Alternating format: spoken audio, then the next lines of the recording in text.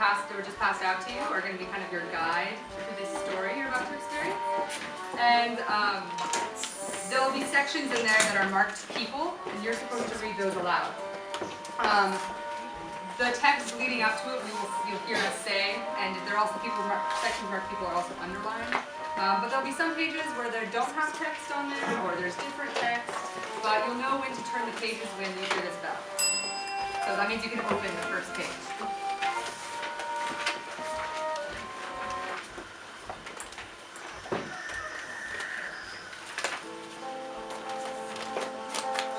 I have a good mind, taken to my head, to start off singing, begin reciting, reeling off the tale of kin and singing a tale of time.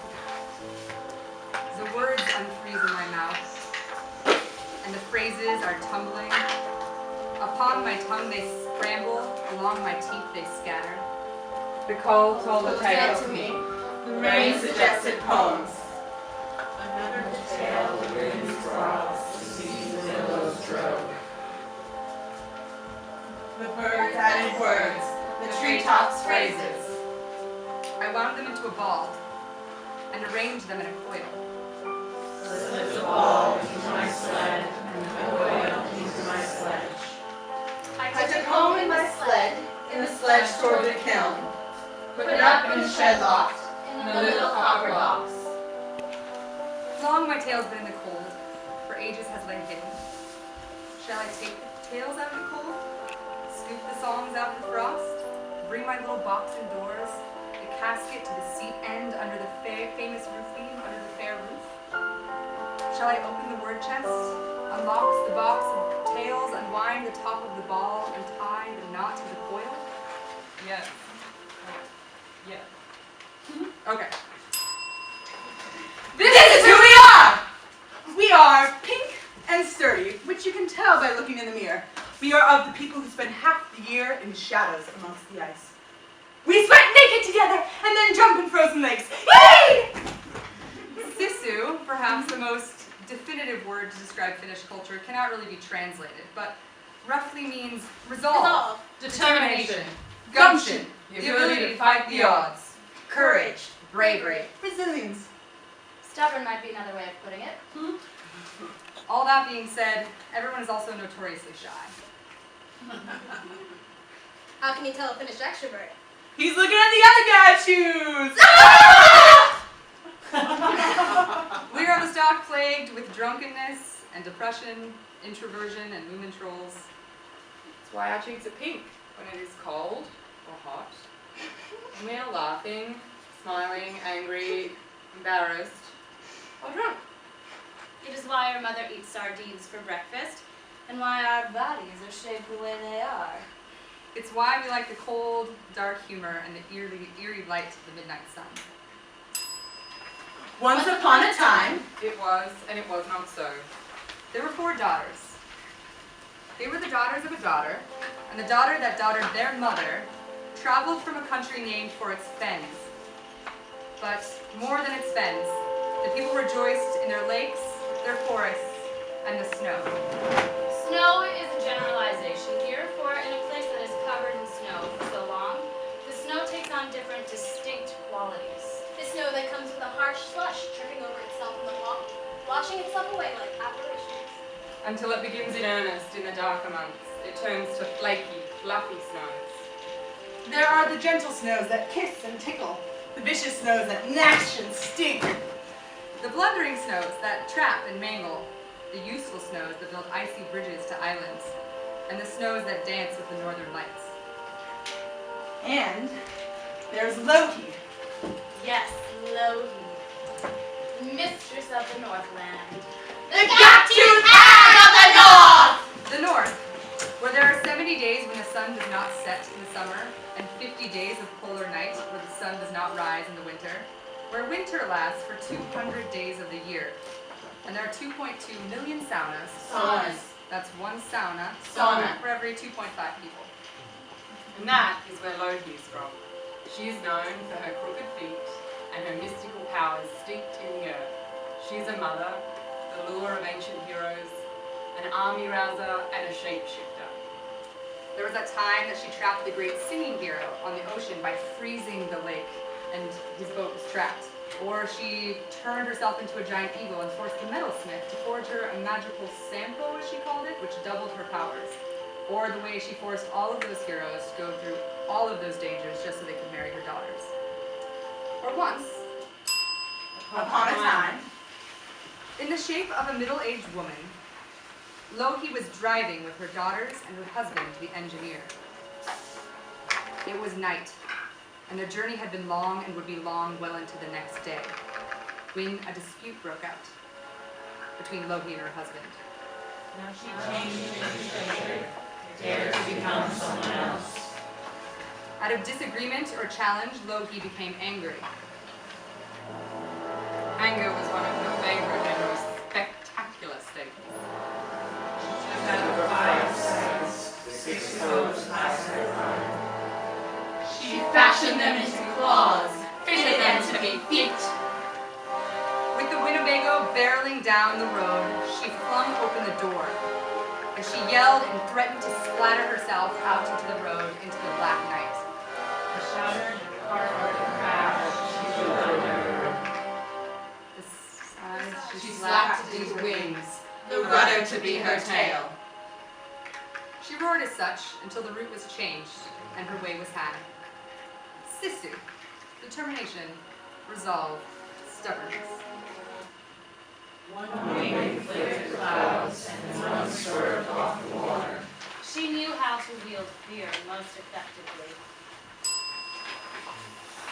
before one of our heroes was called to great tasks, before he built bridges, he was a boy. The smallest in his family, teased for his innocence and curious eyes, he was always forced to sit on the floor of the sauna. And he watched his older brothers see how high they could drop the knife off their biceps before the shame of their friends' clucking was less painful than the prospect of injured flesh. When he was 5 years old, he was bound to prove his cleverness in Sisu, so he strapped on his skis and headed into town. Halfway there, his neighbor, the old witch woman who lived next door with all the daughters, called out to him. Where are you going? Into town? What are you going to do there, small grubby thing? I'm buying a horse, of course. With that, the witch cackled and it shook the snow from the trees. How do you plan on doing that? At this, he smiled and dug his pudgy, mittened hand into his pocket. He pulled out a penny and a piece of blue string. The penny to buy with, and the blue string to lead his horse home. This is why he was able to become an engineer. He was a practical thinker. Sisu, resolve, determination.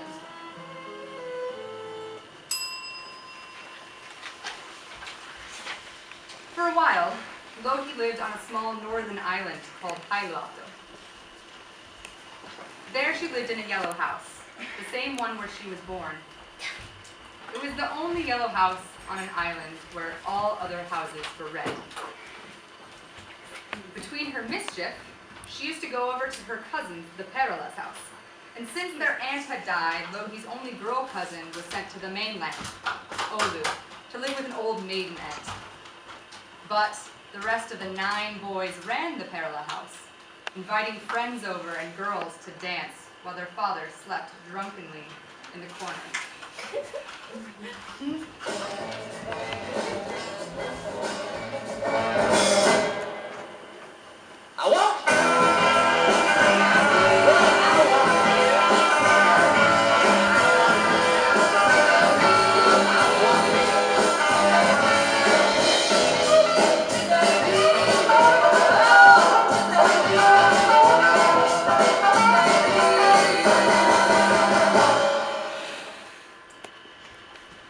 That's where Loki met her 2 dearest friends and the engineer.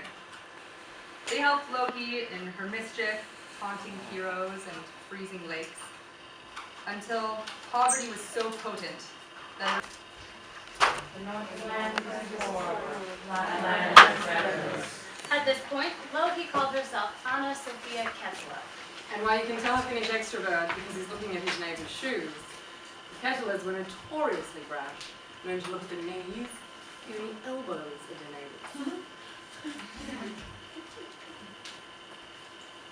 So, while Lapland suffered from poverty and anti-Finnish politics under Russian rule, Loki, as a 21-year-old girl, traveled across the Atlantic Ocean to America with her two best friends. At the time, Ellis Island required proof of at least $20 in wealth before admission. Though Loki didn't usually deal in material goods, she and her friends managed to gather one American $20 bill between the three of them by the time they arrived at that ragged industrial shore. Instead of huddling together like the rest of the family and friends and the masses that arrived on those boats, Loki cleverly spread out her friends the long line.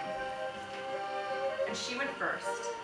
In her young, pink, girlish shape, and a $20 bill in her hand, she sauntered through and easily passed. Once through, she slid the bill back through the gates for her friends. The first friend went through with trepidation, but being equally pink and healthy, also passed. And then, once more, the bill was slid back through the gates. Until, finally, all three had passed, with the one bill in between them. Sisu, fighting the odds, gumption.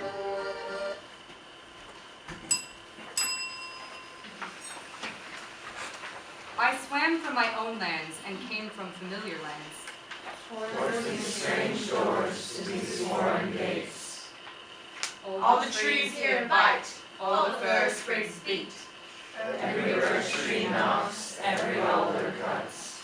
Only the wind do I know, and the sun have I seen before.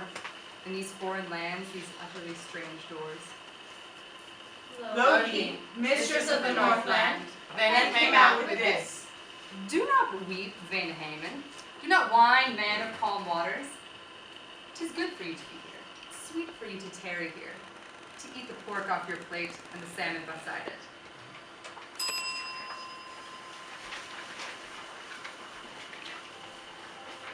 In America, there was snow, but no snows.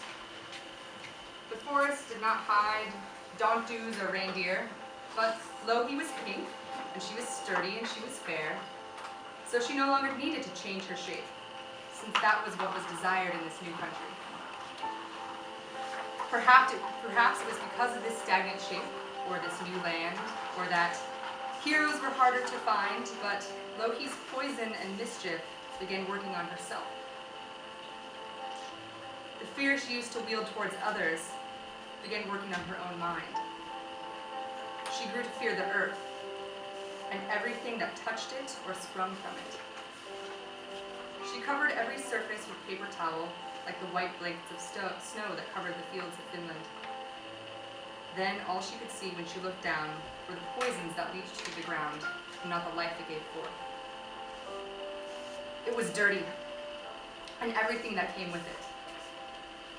There was a time when Loki became old and frail. She became too fickle.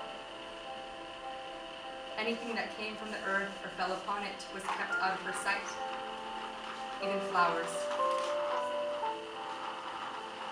Paper, jewelry, clothes, even her husband, the engineer's golden watch, the one which she had given him for the first Christmas they were married. When it fell from his wrist, she had it thrown away. One day, in anger, one of her own daughters rolled on the ground to spite her. Will you throw me away? Will you throw me away? Will you throw me away? Will you throw me away? Will you throw me away? Will you throw me away? Will you throw me away? Will you throw Yes. And she had her thrown away. Her mind had become as crooked as her feet. She feared the ground and everything that came from it and fell upon it, especially snow. Most of all, she feared the snow. Perhaps her heart had become so cold that it could no longer stand the outside cold. Perhaps she did not like the way it concealed her decided enemy. Perhaps she could no longer remember the ally it had been for so long. By now, she had forgotten how to change form. She no longer had the will to rouse armies or tease heroes. She so wanted to be free of all earthly matter that she spent all of her time washing her hands until they bled through spidery cracks in her pale, papery skin. And she wound them raw and sat and arranged them in a tight coil and sat sequestered and sedentary in front of the giant windows of her pristine house, so she could abhor the dirt of the outside.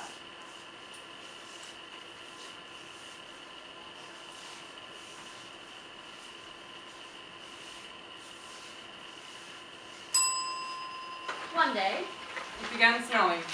In Portland, where it rarely snows. Where salting the roads is illegal because it's bad for fish, and so the whole city was shut down. Now, though he was old and frail, and her husband, the engineer, had been dead for over a year, those who usually took care of her were stuck in their homes as though he was stuck in hers. Her anger rose. She had no one to take it out on, no fee to use but her own. So, she washed her hands 27 times and left the tap running all day, but the snow still fell. She folded napkins and wore a shower cap, but the snow still fell. Even as she went to sleep with the tap still running and the ground covered in paper towels, the snow still fell. When she woke up in the middle of the night and had to remind herself that her children were grown and that her husband, the engineer, was dead, she got up and washed her hands again, and the snow was still falling. She washed it. And then she did what she'd never done in this house. She opened the back door, the one that looked out onto the forest. Then she took off her shoes with their plastic coverings, and then her socks, and with her bare, crooked feet,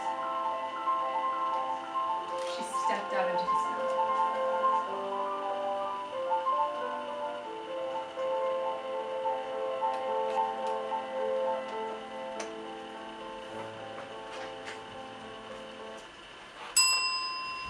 This is who we are! I have freckles from being out in the sun. I have an extra bone in my body from gymnastics. Sometimes my shoulder pricks because I played rugby. I've got scars on my knuckles from a drunk guy on the Williamsburg Bridge. My feet are crooked from years of dancing. My teeth are straight, sort of, from years of braces. I have scars from coral and chainsaw and surgery. I love the briny smell of the ocean and stormy skies and ketchup. Once, Upon a time, Loki woke up in Brooklyn. the sky was gray, the thick, lingering kind of gray that reminded her of Portland. The one ant she had seen crawling across the floor the night before had turned into a parade of ants with marching bands and floats. She couldn't remember if there were any ants in Portland or Finland, but she remembered as a child in paradise, she would lie on her stomach on the hardwood floor and watch the ants. She pitied them. They had no lakes or oceans, so she made them little pools with her spit and watched them happily swim about, mostly freestyle and breaststroke. But on this morning, she got an ant trap, and Loki was now young in a pink girlish state. She ate a banana and started gathering a flag, some mugs. She went and took the Q train to Manhattan, picked up the booklets from the copier, got some vodka and crackers, and then she started gathering the stories, the rags and scraps of all of the ones she'd been told or given or invented, the ones she lived or found, remembered or had stolen. She took the I'll roll them. Put them up in the shed loft, inside locks of bone. From where they'll never get out. Never in this world be free. Unless the bones are shaken. Unless The jaws are open. Unless jaws the are Teeth open. are parted. Unless The Teeth tongue are is parted, the tongue set wagging. Unless the bones are shaken, Unless the the jaws jaws are are shaken, open, the the jaws are tongue open, set the tongue wagging. set parted. Unless the teeth bones are are parted. shaken, the jaws are open, the teeth are parted, the tongue set wagging. Unless the bones are shaken, the jaws are open, the teeth are parted, the tongue set wagging. Unless.